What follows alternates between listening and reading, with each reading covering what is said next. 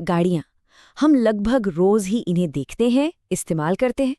पर क्या कभी सोचा है कि ये इतनी कॉम्प्लेक्स मशीनें आखिर काम कैसे करती हैं? तो चलिए आज इसी रोजमर्रा की मशीन के अंदर झांक कर देखते हैं कि आखिर ये चलती कैसे है। तो शुरुआत करते हैं सबसे बेसिक परिभाषा से।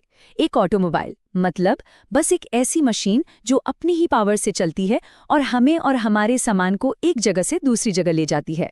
सुनने में तो बड़ा आसान लगता है ना? सोचिए, ये सफर 100 साल से भी ज्यादा पुराना है। शुरू हुआ था 1885 में कार्ल बेंज की 3 पहियों वाली गैस बग्गी से, और फिर आया 1908 जब हेनरी फोर्ड ने अपनी असेंबली लाइन से तो जैसे क्रांति ही कर दी और कारें हर आम इंसान तक पहुंच गई।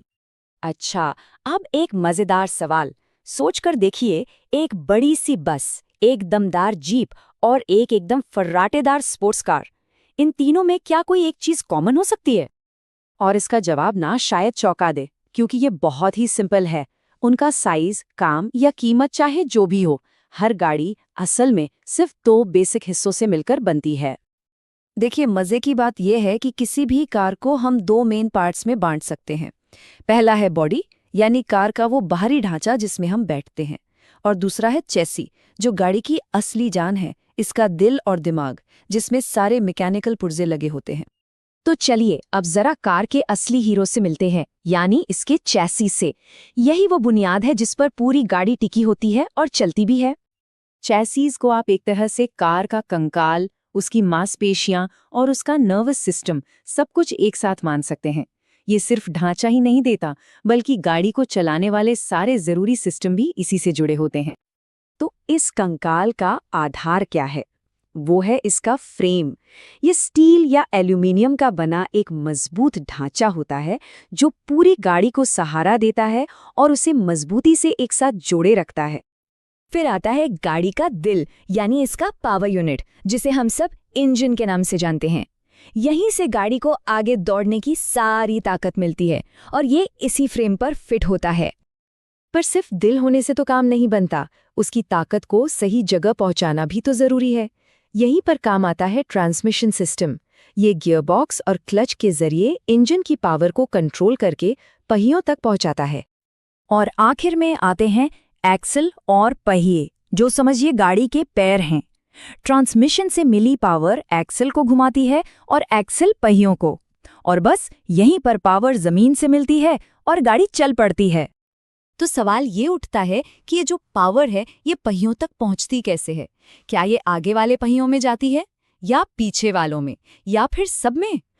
इसका जवाब छिपा है गाड़ी के ड्राइव टाइप में। तो सबसे पहले बात करते हैं फ्रंट व्हील ड्राइव की।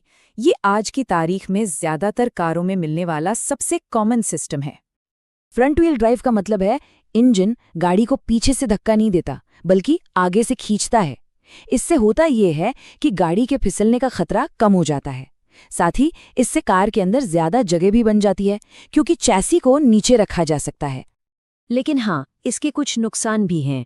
अब देखिए, अगले पहियों को ही गाड़ी को खींचना भी है और उसे मोड़ना भी है, तो इसका मैकेनिज्म थोड़ा कॉम्प्लिकेटेड हो जाता है। और यही वजह है कि खड़ी चढ़ाई पर ये उतना अच्छा परफॉर्म नहीं कर पाती। चलिए अब देखते हैं दूसरा ऑप्शन, रियर व्हील ड्राइव। ये कार को एक बिल्कुल अलग फील और परफॉर्मेंस देता है। यहाँ पावर का खेल बिल्कुल अलग है। रियर व्हील ड्राइव में इंजन की ताकत एक लंबी रॉड के जरिए, जिसे प्रोपेलर शाफ्ट कहते हैं, पिछले पहियों तक भेजी जाती है। मतलब गाड़ी को आगे से खींचने के बजाय पीछे से धक्का दिया जाता है। इसका सबसे बड़ा फायदा वो ये है कि स्टीयरिंग और पावर वाले पहिए अलग अलग होते हैं, जिससे हैंडलिंग एकदम जबरदस्त हो जाती है। और हाँ, पहाड़ी पर चढ़ते समय ये ज्यादा स्टेबल रहती है, क्योंकि इसे पीछे से एक मजबूत पुश मिल रहा होता है। लेकिन उस प्रोपेलर शाफ्ट की वजह से गाड़ी का वजन और कीमत दोनों ही बढ़ जाते हैं, और पावर को इतनी दूर पीछे तक भेजने में थोड़ी सी एनर्जी भी वेस्ट होती है, जिसका हल्का असर माइलेज पर भी पड़ता है। अब बात करते हैं सबसे दमदार सिस्टम की, जिसे सबसे मुश्किल हालात के लिए डिजाइन किया गया है, 4 व्हील ड्राइव। जैसा कि नाम से ही पता चल रहा है, ये सिस्टम इंजन की पावर को एक साथ चारों पहियों तक भेजता है। इसीलिए आपको ये ज्यादातर जीप और एसयूवीज में देखने को मिलता है, जिन्हें मुश्किल रास्तों पर अपनी पकड़ बनाए रखनी होती है। तो फायदा तो एकदम साफ है।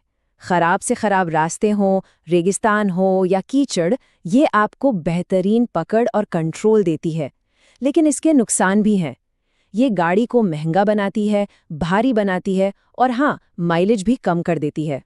तो कुल मिलाकर बात ये है कि हर कार, चाहे वो कोई भी हो, बस दो चीज़ों का कॉम्बिनेशन है। एक बॉडी जो हमें आराम और सुरक्षा देती है, और एक चैसी जो हमें एक जगह से दूसरी जगह ले जाने का सारा काम करती है। सोचिए, पिछले 100 सालों से ज्यादा से कारों के ये बेसिक हिस्से, ये बिल्डिंग ब्लॉक्स लगभग एक जैसे ही रहे हैं। लेकिन अब हम इलेक्ट्रिक गाड़ियों के एक नए दौर में कदम रख रहे हैं। तो एक सवाल सोचना तो बनता है कि आने वाले वक्त में इनमें से कौन से हिस्से, जैसे कि इंजन,